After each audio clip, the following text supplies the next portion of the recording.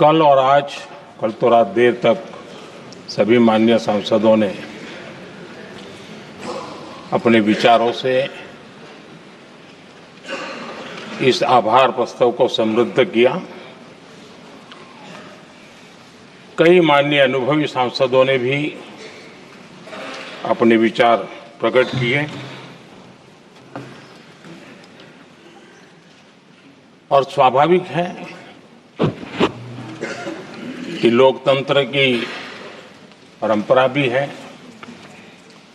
जहां आवश्यकता था वहां प्रशंसा हुई, जहां परेशानी थी वहां कुछ नकारात्मक बातें भी हुई, लेकिन ये बहुत स्वाभाविक है।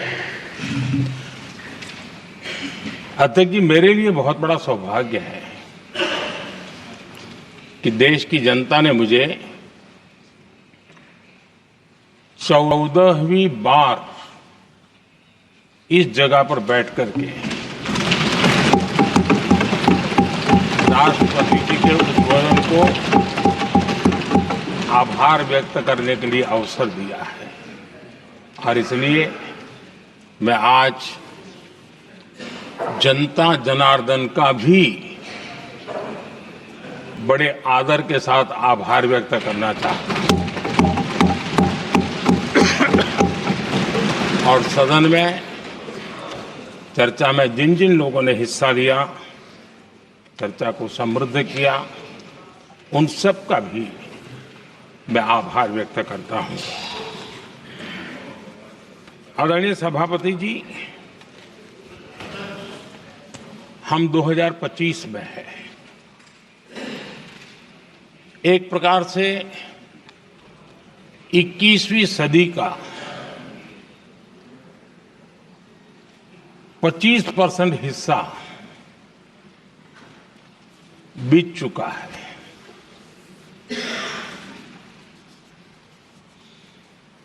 समय तय करेगा 20वीं सदी के आजादी के बाद और 21वीं सदी के प्रथम 25 साल में क्या हुआ, कैसा हुआ।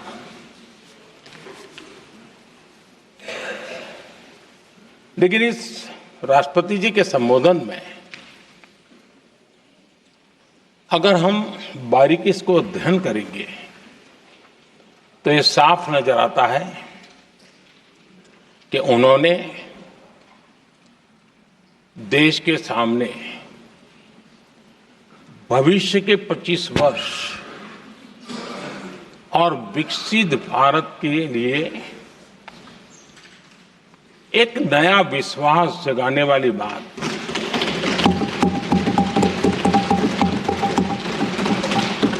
एक प्रकार से आदरणीय राष्ट्रपति जी का ये उद्बोधन विकसित भारत के संकल्प को मजबूती देने वाला है, नया विश्वास पैदा करने वाला है और जन सामान्य को प्रेरित करने वाला है।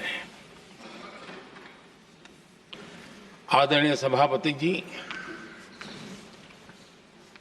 सारे अध्ययन बार बार ये कह चुके हैं कि गत 10 वर्ष में देश की जनता ने हमें सेवा करने का मौका दिया। 25 करोड़ देशवासी गरीबी को परास्त करके गरीबी से बाहर निकले।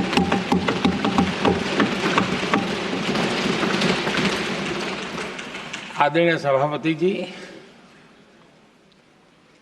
5 दशक तक गरीबी हटाओ के नारे सुने हो और अब 25 करोड़ गरीब गरीबी को परास्त करके बाहर निकले, ऐसे ही नहीं हो।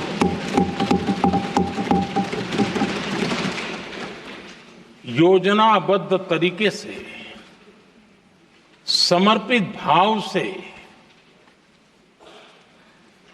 अपनेपन की पूरी संवेदनशीलता के साथ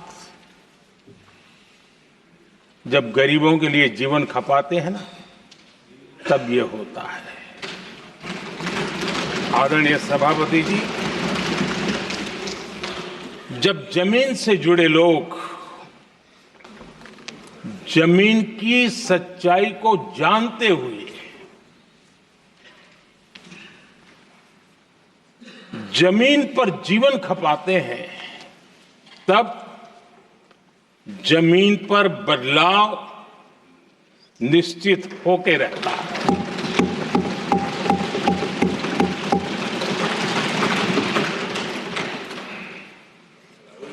आदरणीय सभापति जी, हमने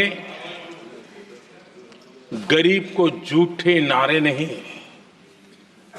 हमने सच्चा विकास दिया।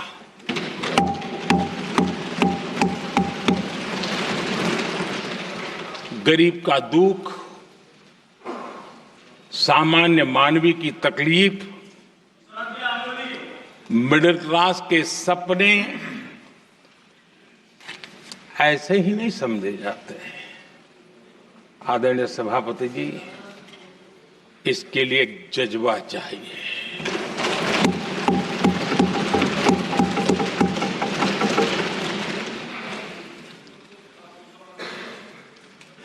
और मुझे दुख के साथ कहना है कि कुछ लोगों में ये है ही नहीं।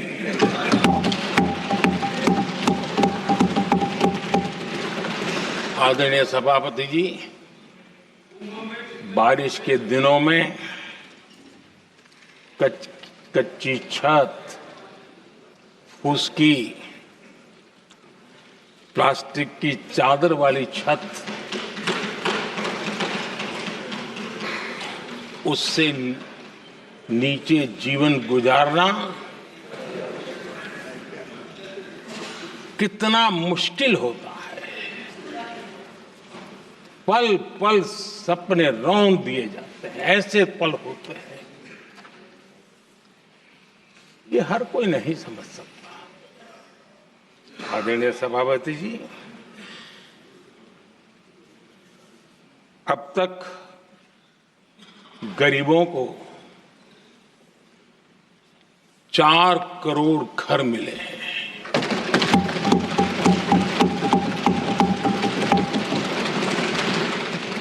जिसने उस जिंदगी को जिया है ना, उसे समझ होती है कि पक्की छत वाला घर मिलने का मतलब क्या होता है। आदरणीय सभापति जी, एक महिला जब खुले में शौच जाने के लिए मजबूर हो जाती है, वो या तो सूर्योदय के पहले या सूर्यास्त के बाद, कठिनाइयों के झेलने के बाद इस छोटा सा अपना नित्य कर्म करने के लिए निकल सकती है। तब उसे क्या तकलीफ होती थी, ऐसे लोग समझ नहीं सकते। आदरणीय सभापति जी, हमने 12 करोड़ से ज्यादा शौचालय बनाकर बहनों बेटियों की मुश्किलें दूर की।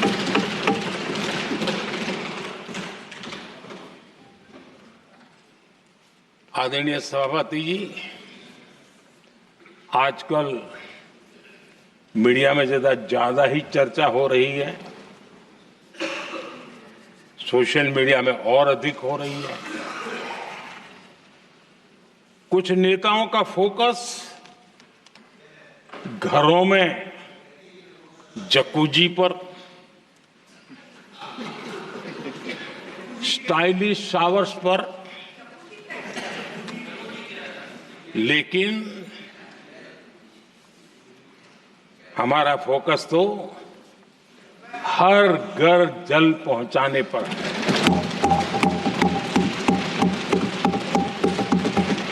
आजादी के 75 साल के बाद देश में 70-75% करीब करीब 16 करोड़ से भी ज्यादा घरों के पास जल का करने के लिए नल का कनेक्शन नहीं था। हमारी सरकार ने 5 साल में 12 करोड़ परिवारों को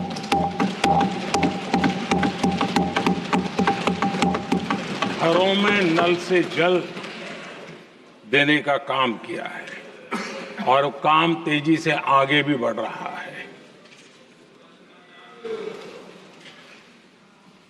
आदरणीय सभापति जी, हमने गरीबों के लिए इतना काम किया और इसके कारण आदरणीय राष्ट्रपति जी ने अपने अभिभाषण में इसका विस्तार से वर्णन किया है। जो लोग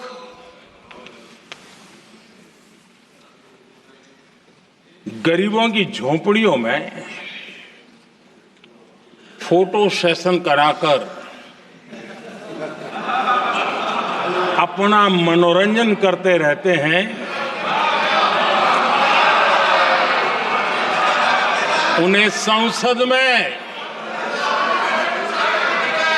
गरीबों की बात बोरिंग ही लगेगी।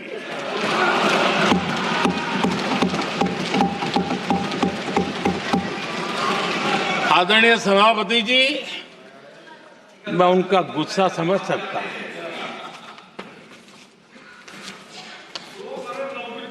आदरणीय सभापति जी,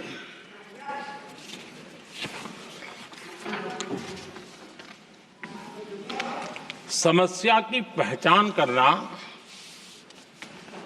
एक बात है, लेकिन अगर जिम्मेवारी है तो समस्या की पहचान कर करके छूट नहीं सकते। उसके समाधान के लिए समर्पित भाव से प्रयास करना होता है। हमने देखा है और पिछले 10 साल के हमारे काम को देखा होगा और राष्ट्रपति जी के अभिभाषण में भी देखा होगा। हमारा प्रयास समस्या की समाधान का रहता है और हम समर्पित भाव से प्रयास करते हैं। आदरणीय सभापति जी, हमारे देश में एक प्रधानमंत्री हुआ करते थे।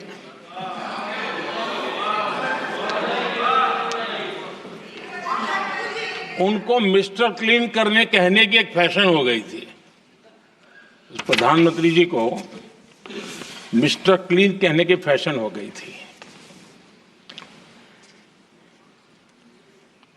उन्होंने एक समस्या को पहचाना था और उन्होंने कहा था कि दिल्ली से 1 रुपया निकलता है तो गांव में 15 पैसा पहुंचता है। अब उस समय तो पंचायत से लेकर पार्लियामेंट तक एक ही पार्टी का राज था।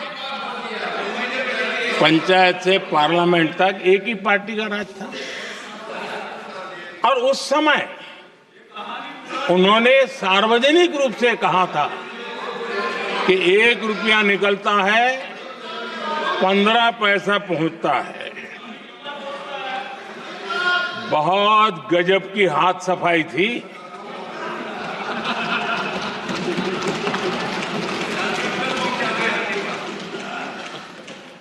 पंद्रह पैसा किसके पास जाता था, ये देश का सामान्य मानवी भी आसानी से समझ सकता है।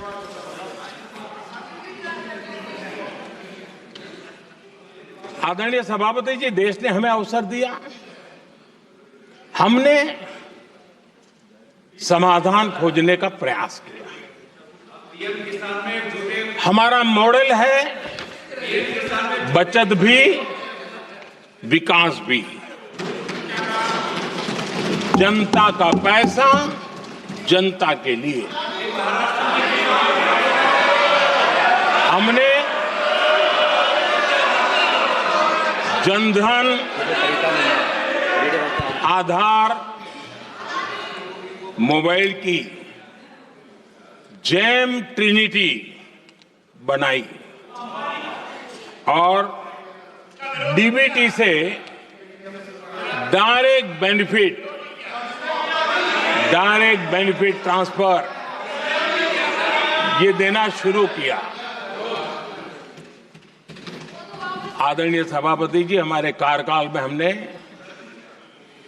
40 लाख करोड़ रुपया सीधा जनता जनार्दन के खाते में जमा किया। आदरणीय सभापति जी, इस देश का दुर्भाग्य देखिए, सरकारें कैसी चलाई गई, किसके लिए चलाई गई। माननीय सदस्य, मैं सबसे आपसे आग्रह कर रहा हूं, आप सदन की गरिमा बनाए रखें। बैठे बैठे कोई माननीय सदस्य टिप्पणी नहीं करे, उचित नहीं है, ये गलत तरीका है आपका। ये सदन की मर्यादा नहीं है आपकी। आप प्रोटेक्ट करना चाहते हो उनको इस तरीके से, गलत तरीका, ये गलत तरीका है। आप बैठे बैठे टिप्पणी करना चाहते हैं।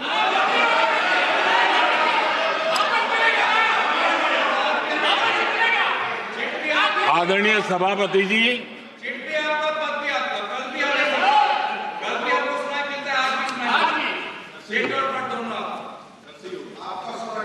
जब ज्यादा बुखार चढ़ जाता है तब लोग कुछ भी बोलते हैं, लेकिन इसके साथ साथ ज्यादा हताशा निराशा फैल जाती है तब भी बहुत कुछ बोलते हैं। आदरणीय सभापति जी, जिनका जन्म नहीं हुआ था, जो भारत की इस धरती पर अवतरित नहीं हुए थे, ऐसे 10 करोड़ फर्जी लोग सरकारी खजाने से अलग अलग योजनाओं का फायदा ले रहे थे।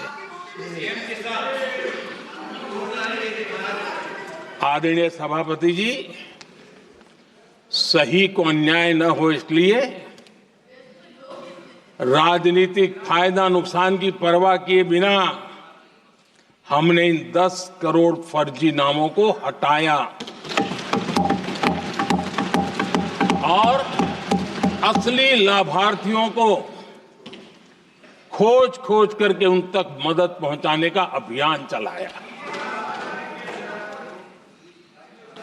आदरणीय सभापति जी, ये 10 करोड़ फर्जी लोग जब हटे और भिन्न भिन्न योजनाओं का हिसाब लगाएं तो करीब करीब 3 लाख करोड़ रुपया गलत हाथों से जाने से बच गए। मैं हाथ किसका था ये नहीं कह रहा हूं, गलत हाथों से। आदरणीय सभापति जी, हमने सरकारी खरीद में भी टेक्नोलॉजी का भरपूर उपयोग किया, ट्रांसपेरेंसी लाए और जेम पोर्टल, जो आज राज्य सरकारें भी उसका उपयोग कर रही है, जेम पोर्टल से जो खरीदी हुई उससे आमतौर पर जो खरीदी होती है उससे कम पैसों में खरीदी हुई और सरकार के 1,15,000 करोड़ रुपए की बचत हुई।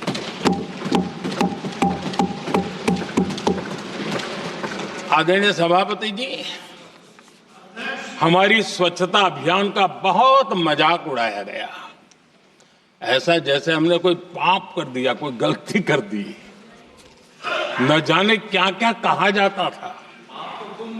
लेकिन आज मुझे संतोष से कहना है कि इन सफाई के कारण हाल के वर्षों में सिर्फ सरकारी दफ्तरों से जो कबाड़ बेचा गया ना, उसमें 2,300 करोड़ रुपया सरकार को मिले हैं। महात्मा गांधी ट्रस्टीशिप के सिद्धांत की बात करते थे। वो कहते थे कि हम ट्रस्टी हैं, ये संपत्ति जनता जनार्दन की है और इसलिए हम पाई पाई को एक ट्रस्टीशिप के सिद्धांत के आधार पर बचाने की और सही जगह पर उपयोग करने का प्रयास करते हैं। और तब जाकर के स्वच्छता अभियान से कबाड़ बेचकर 2300 करोड़ रुपया देश की सरकार के खजाने में आ रहा है।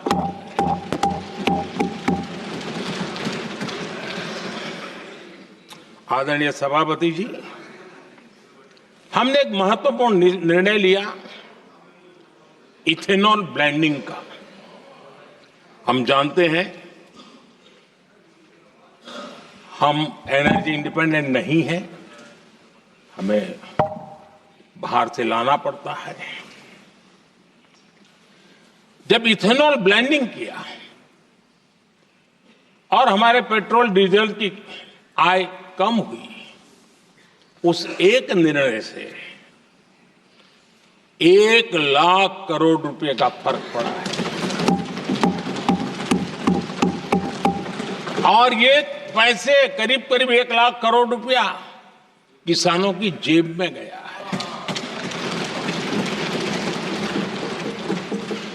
आदरणीय सभापति जी, मैं बचत की तो बात कर रहा हूं, लेकिन पहले अखबारों की हेडलाइन हुआ करती थी, इतने लाख के घोटाले, इतने लाख के घोटाले, इतने लाख के घोटाले। 10 साल हो गए, ये घोटाले न कर करके, घोटाले न होने से भी देश के लाखों करोड़ रुपए बचे हैं जो जनता जनार्दन की सेवा में लगे हैं। आदरणीय सभापति जी, हमने ये जो अलग अलग कदम उठाए उससे लाखों करोड़ रुपए की बचत हुई, लेकिन उन पैसों का उपयोग हमने शीश महल बनाने के लिए नहीं किया।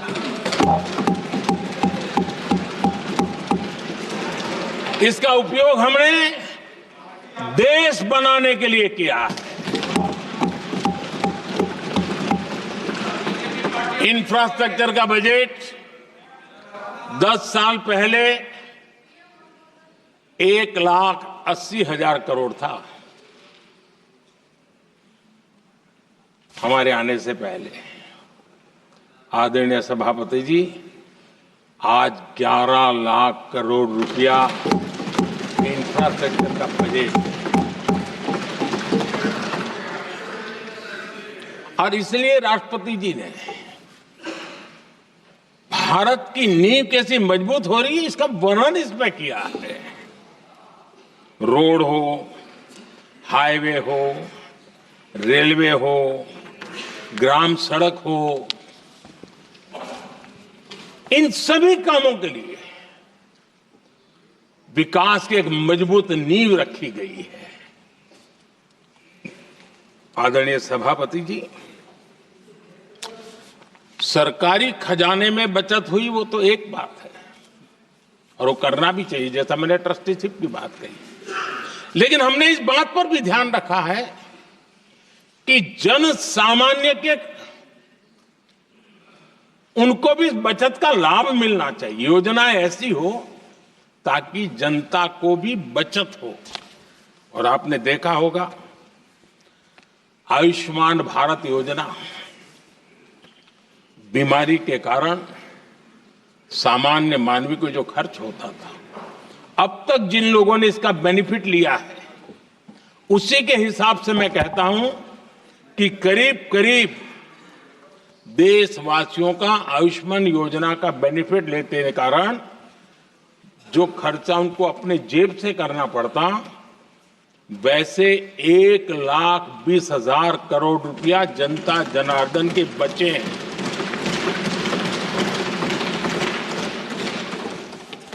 ये आवश्यक है कि अब जैसे जन औषधि केंद्र, आज मध्यम वर्ग के परिवार में 60-70 साल उम्र के परिवार के स्वजन हो तो स्वाभाविक है कोई न कोई बीमारी आ ही जाती है। दवाई का खर्चा भी होता है, दवाएं महंगी भी होती है। हमने जब से जन औषधि केंद्र खोले हैं जिसमें 80% डिस्काउंट होता है और उसके कारण जिन परिवारों ने इन जन औषधि केंद्रों से दवाइयां ली हैं उनके करीब करीब 30,000 करोड़ रुपए दवाई को खर्चा बचा।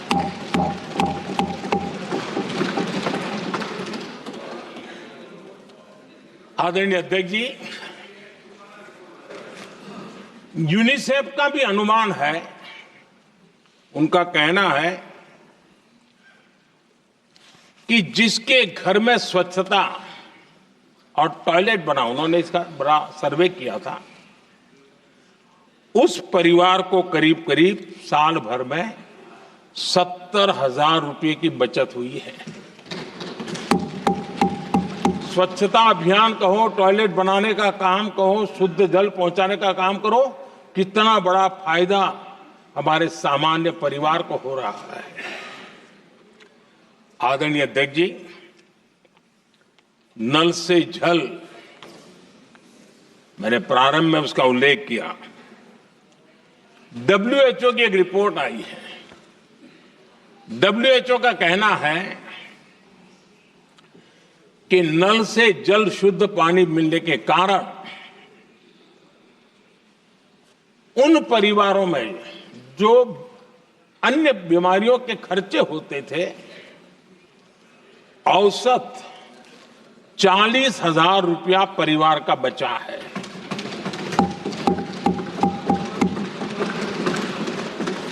मैं ज्यादा गिन नहीं रहा हूं, लेकिन ऐसी अनेक योजना है जिन योजनाओं ने सामान्य मानवीय के खर्च में बचत की है।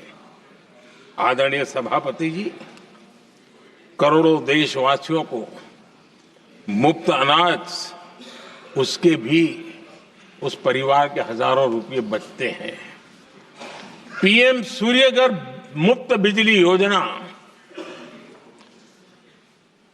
जहां जहां ये योजना लागू हुई है, इन परिवारों को औसतन साल भर के 25 से 30,000 रुपये बिजली की बचत हो, पैसों में बचत हो रही है, खर्च में बचत हो रही है। और अगर ज्यादा बिजली है तो बेच करके कमाई कर रहा है वो अलग, यानी सामान्य मानवीय की बचत भी।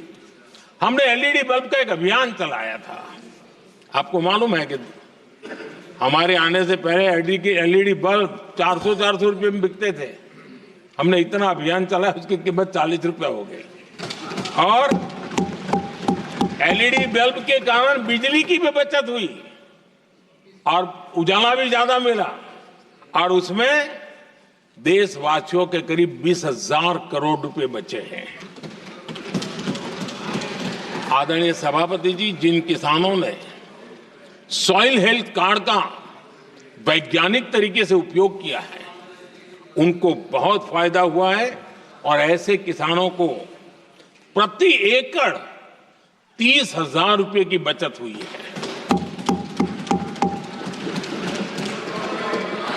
आदरणीय अध्यक्ष जी, बीते 10 साल में इनकम टैक्स को कम करके भी हमने मिडिल क्लास की बचत को बढ़ाने का काम किया है। आदरणीय अध्यक्ष जी, 2014 के पहले ऐसे बम गोले फेंके गए,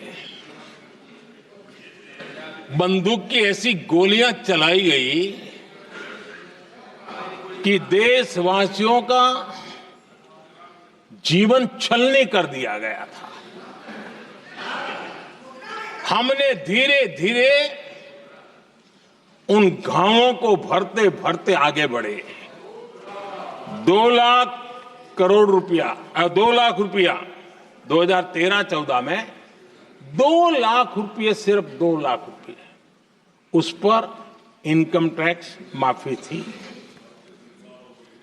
और आज 12 लाख रुपये संपूर्ण रूप से इनकम टैक्स से मुक्ति। और हमने बीच के कालखंड में भी 14 में भी, 17 में भी, 19 में भी, 23 में भी हम लगातार ये करते आए, घाव भरते गए और आज बैंडेज बाकी था वो भी कर लिया। स्टैंडर्ड डिडक्शन उसके अगर 75,000 जोड़ दें तो 1 अप्रैल के बाद देश में जो सैलरीड क्लास हैं उनके 13.25 लाख रुपए पर तक कोई इनकम टैक्स नहीं देना पड़ेगा।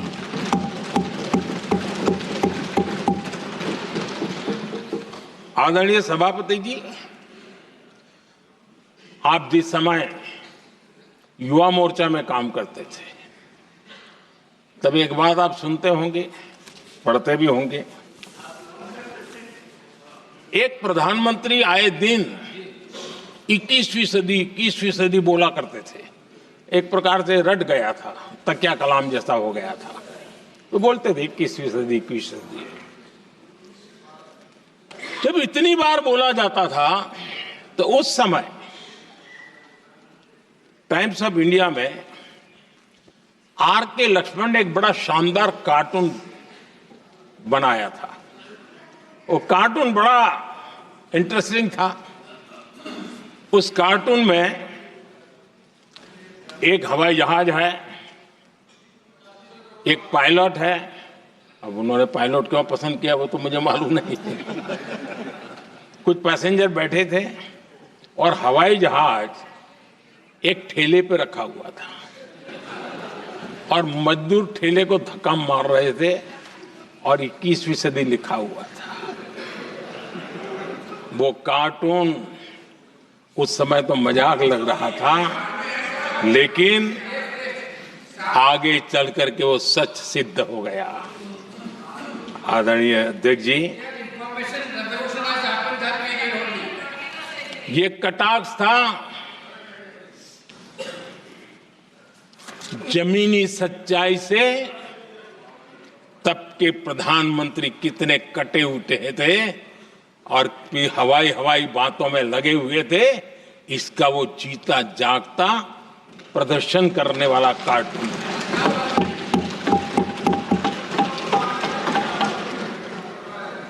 आदरणीय अध्यक्ष जी, जिन्होंने तब 21वीं सदी की बातें की थी, वो 20वीं सदी की जरूरतों को भी पूरा कर नहीं पाए थे। आदरणीय अध्यक्ष जी, आज जब मैं देखता हूं, पिछले 10 साल से सारी बीतों को बारीकी से देखने का अवसर मिला है, तो मुझे बड़ा दर्द होता है। हम 40-50 साल लेट हैं, जो काम 40-50 साल पहले हो जाने चाहिए थे। और इसलिए ये साल जब 2014 से देश की जनता ने हमको सेवा का अवसर दिया, हमने ज्यादा से ज्यादा युवाओं पर फोकस किया। हमें युवाओं की आकांक्षाओं पर बल दिया। हमने युवाओं के लिए ज्यादा अवसर बनाए। हमने कई क्षेत्रों को खोल दिया और जिसके कारण हम देख रहे हैं देश के युवा अपने सामर्थ्य का परचम लहरा रहे हैं। देश में हमने स्पेस सेक्टर को खोल दिया, डिफेंस सेक्टर को खोला, सेमीकंडक्टर मिशन लेकर के आए, इनोवेशन को बढ़ावा देने के लिए अनेक नई योजनाओं को हमने आकार दिया। स्टार्टअप इंडिया इकोसिस्टम पूरा डेवलप किया। और इस बजट में भी आदरणीय अध्यक्ष जी एक बहुत महत्वपूर्ण निर्णय हुआ है। 12 लाख की आय पर इनकम टैक्स की माफी, ये समाचार इतना बड़ा बन गया कि बहुत सी महत्वपूर्ण चीजों पर अभी भी कुछ लोगों का ध्यान नहीं गया है। वो महत्वपूर्ण निर्णय हुआ है। हमने न्यूक्लियर एनर्जी सेक्टर को ओपन कर दिया और इसके दूरगामी सकारात्मक प्रभाव और परिणाम देश को देखने के लिए मिलने वाले हैं। आदरणीय अध्यक्ष जी, AI, 3D printing, robotics, virtual reality की चर्चा हम तो गेमिंग का भी महात्मा क्या होता है इसके लिए भी प्रयास करने वाले लोगों में से। मैंने देश के नौजवानों से कहा है कि दुनिया का गेमिंग क्रिएशन का, क्रिएटिविटी वर्ल्ड का कैपिटल भारत क्यों न बने। और मैं देख रहा हूं बहुत तेजी से हमारे लोग काम कर रहे हैं।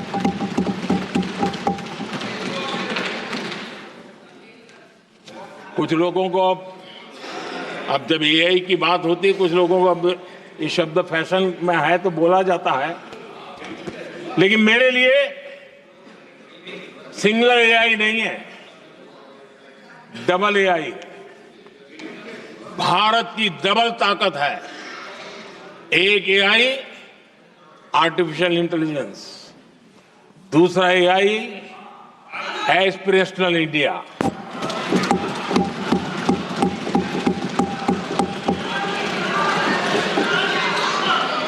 हमने स्कूलों में 10,000 टिंकरिंग लैब्स शुरू किए और आज उन टिंकरिंग लैब से निकले बच्चे रोबोटिक्स बना करके लोगों को चकित कर रहे हैं। और इस बजट में 50,000 नए टिंकरिंग लैब्स उसका प्रावधान किया गया। भारत वो देश है जिसके इंडिया एआई मिशन को लेकर के पूरी दुनिया बहुत आशावादी है और विश्व के एआई प्लेटफॉर्म में भारत की मौजूदगी एक महत्वपूर्ण स्थान प्राप्त कर चुकी है। आदरणीय अध्यक्ष जी, इस साल बजट में हमने डीप टेक के डोमेन को में इन्वेस्टमेंट की बात की है और डीप टेक मैं समझता हूं हमारे लिए तेज गति से आगे बढ़ने के लिए और 21वीं सदी पूरी तरह टेक्नोलॉजी ड्रिवन सेंचुरी है। ऐसे में हमारे लिए आवश्यक है कि भारत डीप टेक के क्षेत्र में बहुत तेजी से आगे बढ़े। आदरणीय अध्यक्ष जी, हम लगातार युवा भविष्य को ध्यान में रखते हुए काम कर रहे हैं, लेकिन कुछ दल हैं जो लगातार युवाओं के साथ धोखा कर रहे हैं, उन्हें धोखा दे रहे हैं। ये दल चुनाव के दरमियान ये भत्ता देंगे, वो भत्ता देंगे, वादा तो करते हैं लेकिन पूरा नहीं करते हैं। ये दल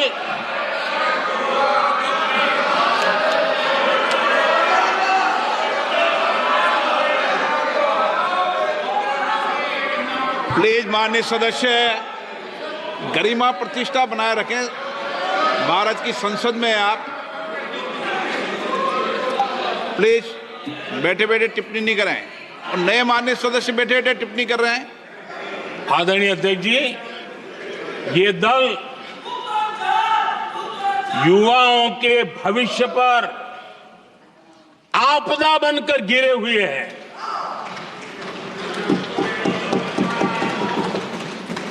आदरणीय अध्यक्ष जी, हम कैसे काम करते हैं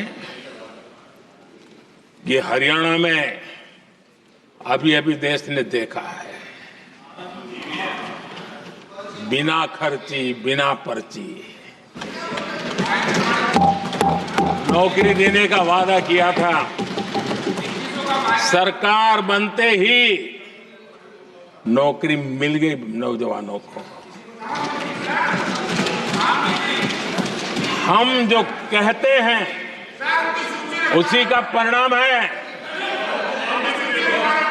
आदरणीय अध्यक्ष जी, हरियाणा में तीसरी बार भव्य विजय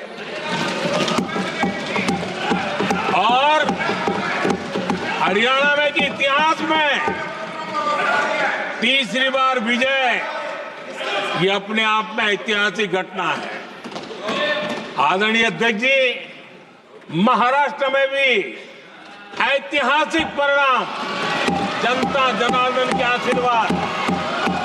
महाराष्ट्र के इतिहास में सत्ता पक्ष के पास इतनी सीटें पहली बार, ये जनता जनार्दन के आशीर्वाद से हम करके आए हैं।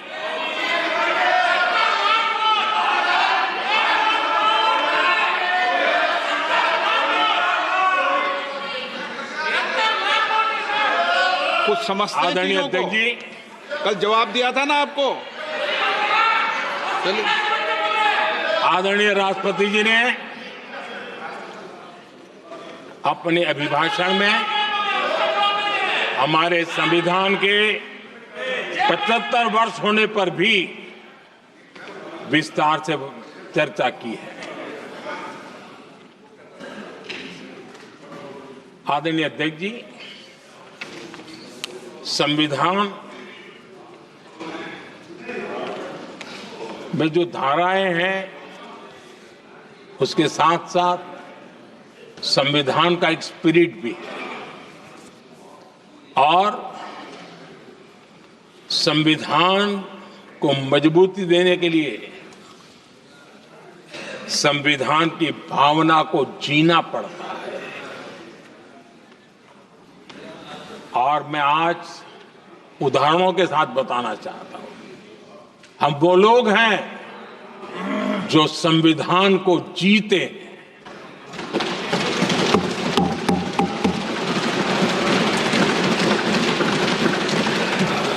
आदरणीय अध्यक्ष महोदय, हमारे यहां ये बात सही है, परंपरा है कि राष्ट्रपति जी जब उद्बोधन करते हैं तो उस सरकार के उस साल के कार्यकाल का ब्यौरा देते हैं।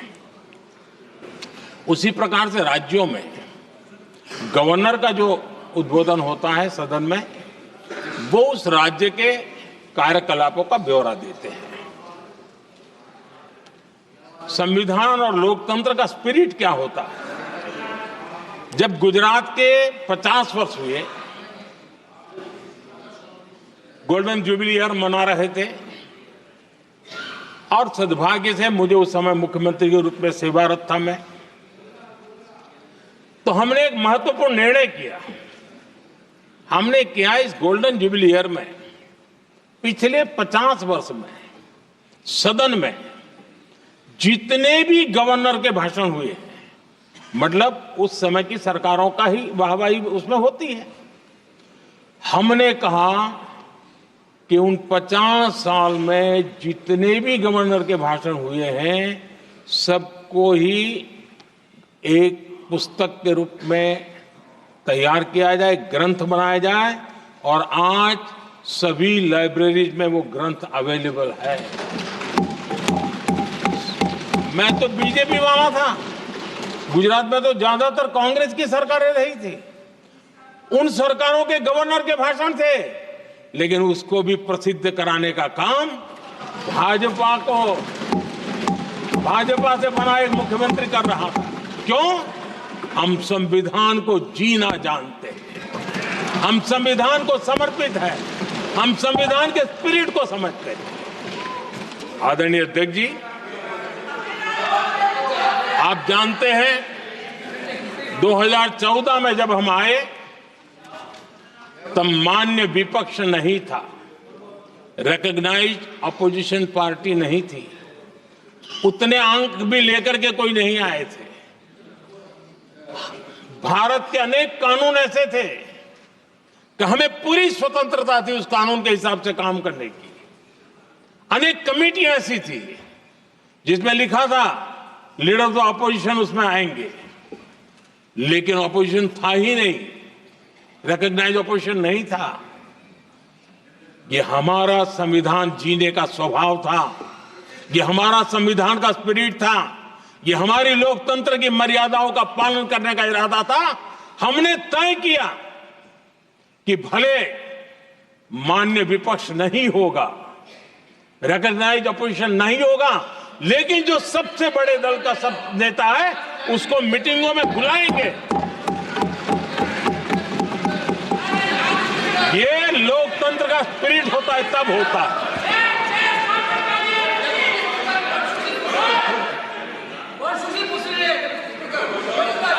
चुनाव आयोग की कमेटियां, आदरणीय अध्यक्ष जी, पहले तो प्रधानमंत्री फाइल करके निकालते थे। ये हम हैं जिसने ऑपोजिशन के लीडर को भी उस कमेटी में बिठाया है।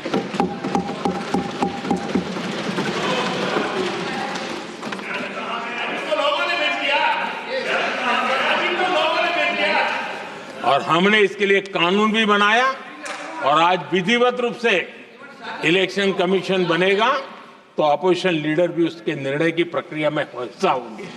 ये काम हम करते हैं और ये मैंने पहले ही कहा, हम इसलिए करते हैं कि हम संविधान को जीते हैं। आदरणीय अध्यक्ष जी, दिल्ली में आपको कई स्थान ऐसे मिलेंगे जहां कुछ परिवारों ने अपने म्यूजियम बना करके रखे हुए हैं।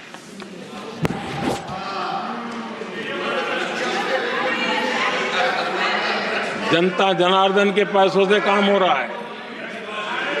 लोकतंत्र का स्पिरिट क्या होता है, संविधान को जीना किसको कहते हैं। हमने पीएम म्यूजियम बनाया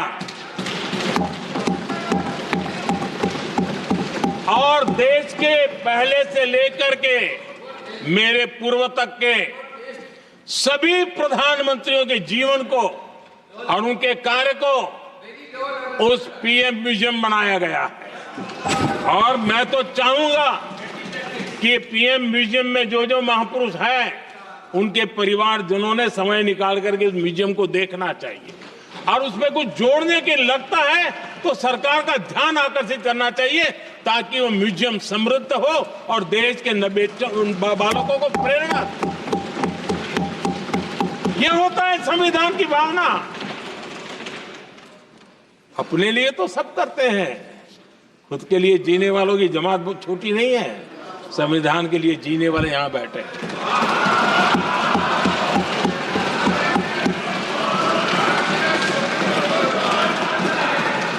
आदरणीय अध्यक्ष जी, जब सत्ता सेवा बन जाए तो राष्ट्र निर्माण होता है। जब सत्ता को विरासत बना दिया जाए तब लोकतंत्र खत्म हो जाता है।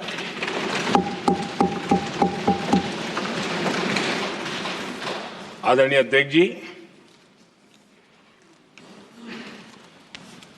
हम संविधान की भावना को लेकर के चलते हैं। हम जहर की राजनीति नहीं करते हैं।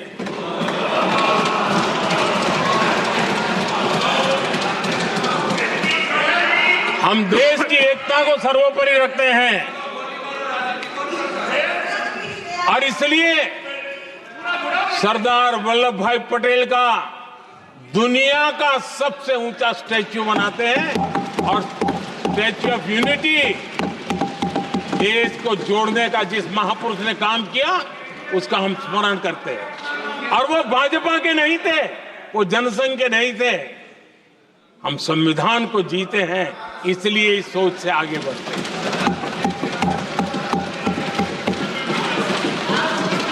आदरणीय अध्यक्ष जी, ये देश का दुर्भाग्य है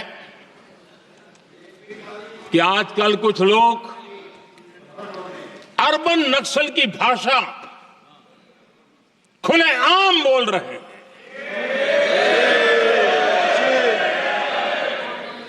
और अर्बन नक्सल जिन बातों को बोलते हैं, इंडियन स्टेट के सामने मोर्चा लेना, ये अर्बन नक्सल की भाषा बोलने वाले, इंडियन स्टेट के खिलाफ लड़ाई की घोषणा करने वाले न संविधान को समझ सकते हैं, न देश की एकता को समझ सकते हैं।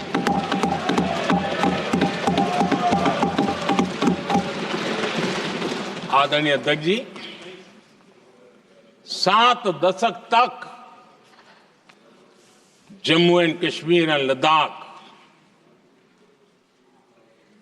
उसे संविधान के अधिकारों से वंचित रखा गया।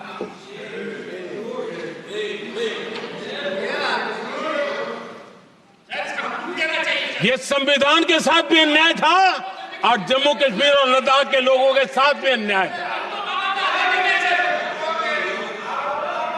हमने आर्टिकल 370 की दीवार गिरा दी।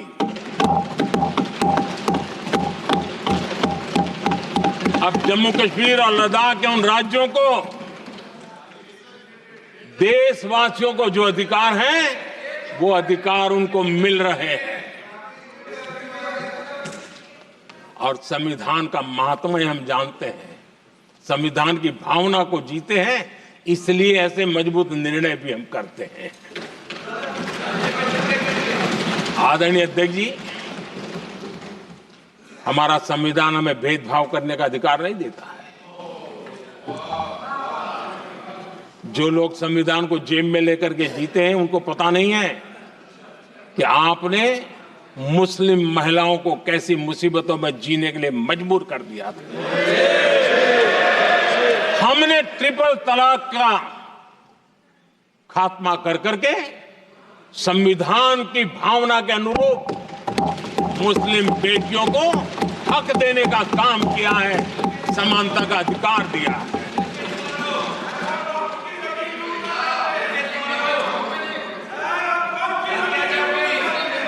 जब भी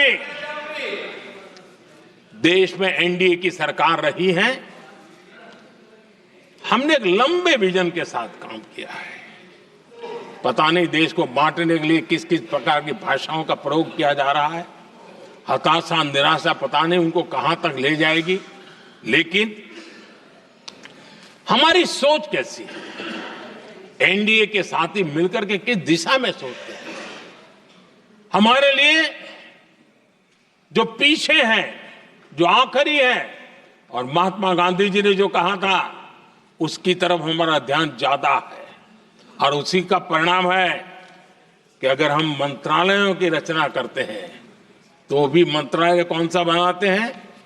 पूर्वोत्तर के लिए अलग मंत्रालय बनाते हैं।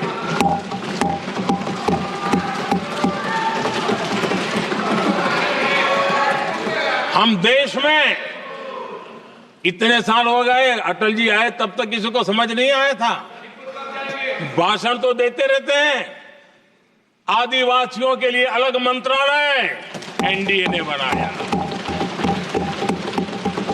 आदरणीय अध्यक्ष जी, हमारे दक्षिण के राज्य समुद्री तट से जुड़े हैं। हमारे पूर्व के कई राज्य समुद्री तट से जुड़े हैं।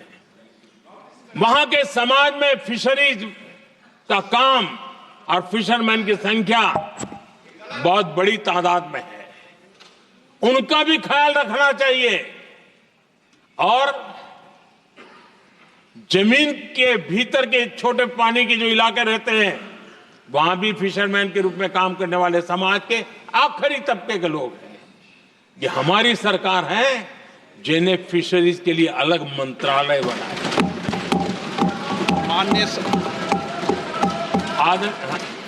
माननीय सदस्यों, अगर सभा की सहमति हो तो सभा की कार्रवाई इस विषय की समाप्ति तक बढ़ा दी जाए।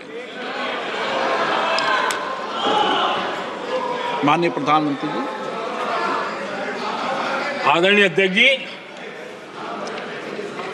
समाज के दबे कुचले वंचित लोग, इनके अंदर एक सामर्थ्य होता है। अगर स्किल डेवलपमेंट पर बल दिया जाए तो उनके लिए नए अवसर बन सकते हैं, उनकी आशा आकांक्षा के अनुरूप जिंदगी बना सकते हैं।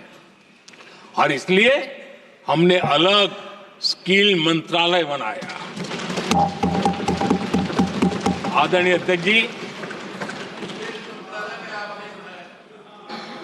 देश में लोकतंत्र का पहला धर्म होता है कि हम सत्ता को सामान्य से सामान्य नागरिक तक उसका अवसर मिले।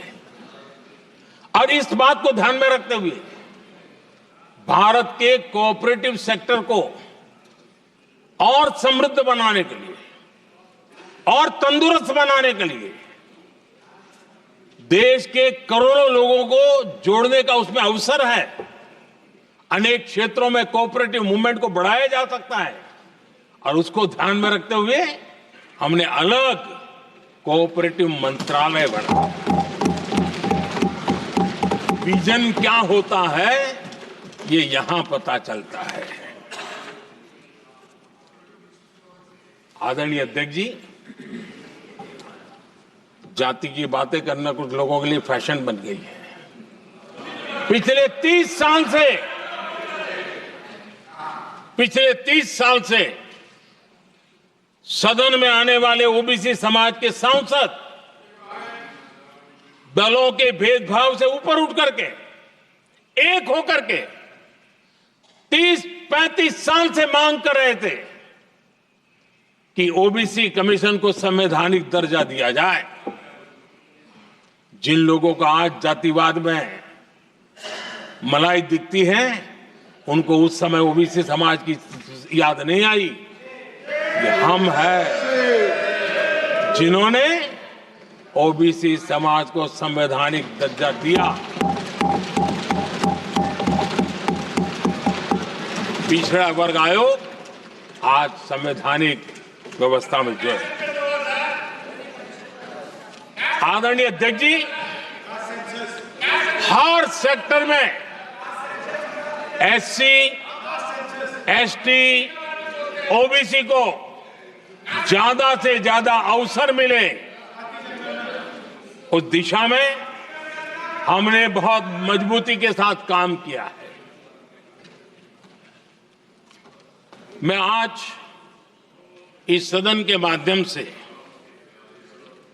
देशवासियों को उनके सामने एक अहम सवाल रखना चाहता हूं।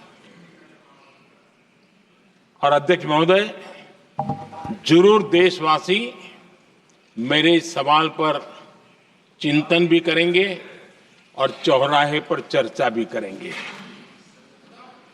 कोई मुझे बताएं, क्या एक ही समय में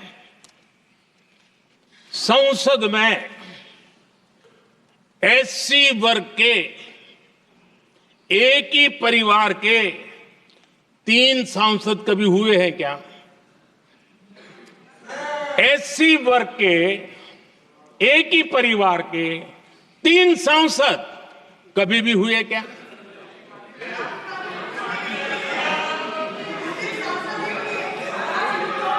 मैं दूसरा सवाल पूछता हूं, कोई मुझे बताए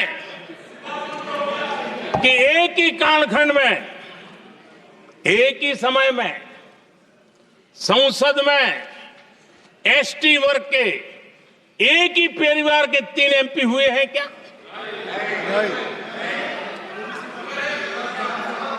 आदरणीय अध्यक्ष जी, कुछ लोगों की वाणी और व्यवहार में कितना फर्क होता है, मेरे एक सवाल के जवाब में मिला।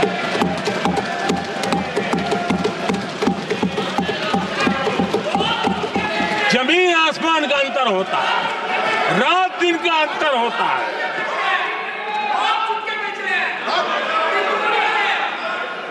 आदरणीय अध्यक्ष जी, हम एससी एसटी समाज को कैसे सशक्त कर रहे हैं?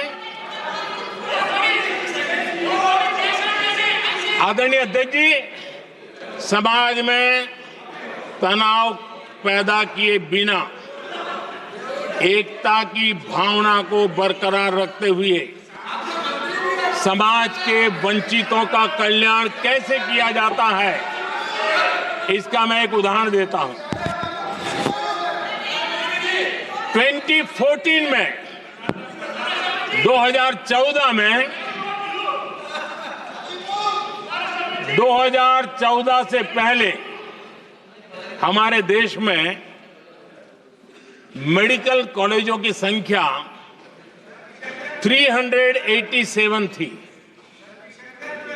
2014 के पहले मेडिकल कॉलेज की संख्या 387 थी। आज 780 मेडिकल कॉलेज हैं।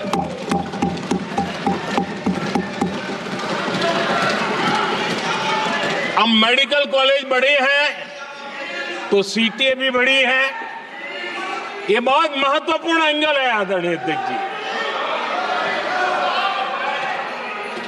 और इसलिए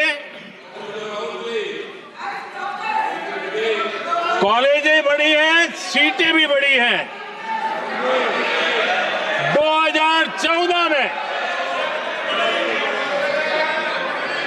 2014 में हमारे देश में एससी छात्रों की 2014 से पहले हमारे देश में एससी छात्रों की एमबीबीएस की सीट 7,700 थी। हमारे आने से पहले दलित समाज के हमारे 7,700 युवा डॉक्टर बनने की संभावना थी। 10 साल हमने काम किया, आज संख्या बढ़कर एससी समाज के 17,000 एमबीबीएस डॉक्टर की व्यवस्था की है। कहां 7,700 और कहां 17,000? अगर दलित समाज का कोई कल्याण का और समाज में तनाव लाए बिना एक दूसरे के सम्मान को बढ़ाते हुए, आदरणीय अध्यक्ष जी, 2014 के पहले एसटी छात्रों के लिए एमबीबीएस की सीटें 3,800 थी। आज ये संख्या बढ़कर लगभग 9,000 हो गई है।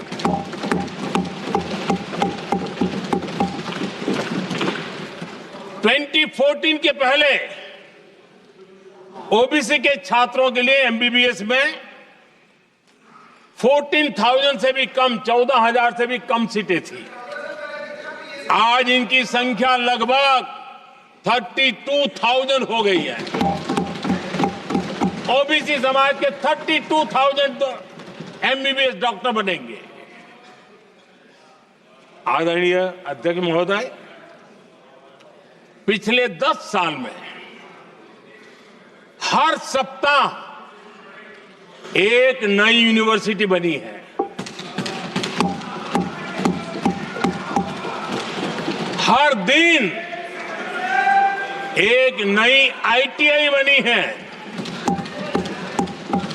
हर 2 दिन में एक नया कॉलेज खुला है।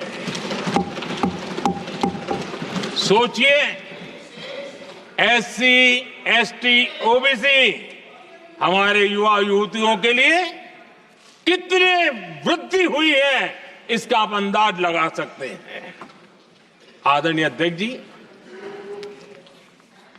हम हर योजना के पीछे लगे हैं 100% सिचुएशन, 100% उसको लागू करें। उसके जो भी लाभार्थी हैं वो उसमें छूट न जाए, उस दिशा में हम काम कर रहे हैं।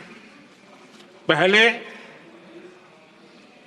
ताकि हम चाहते हैं कि जिसका हक है उसको मिलना चाहिए। अगर योजना है, उसका हक है, तो उस तक पहुंचना चाहिए। 1 रुपया और 15 पैसा वाला खेल नहीं चल सकता। लेकिन कुछ लोगों ने क्या किया, मॉडल ही ऐसा बनाया कि कुछ ही लोगों को दो, औरों को तड़पाओ और तुष्टीकरण की राजनीति करो। देश विकसित भारत बनाने के लिए तुष्टीकरण से मुक्ति पानी होगी। हमने रास्ता चुना है संतुष्टीकरण, तुष्टीकरण नहीं, संतुष्टीकरण। और उस रास्ते पर हम चले हैं। हर समाज, हर वर्ग के लोगों को बिना भेदभाव के जो उसके हक का है वो उसको मिलना चाहिए।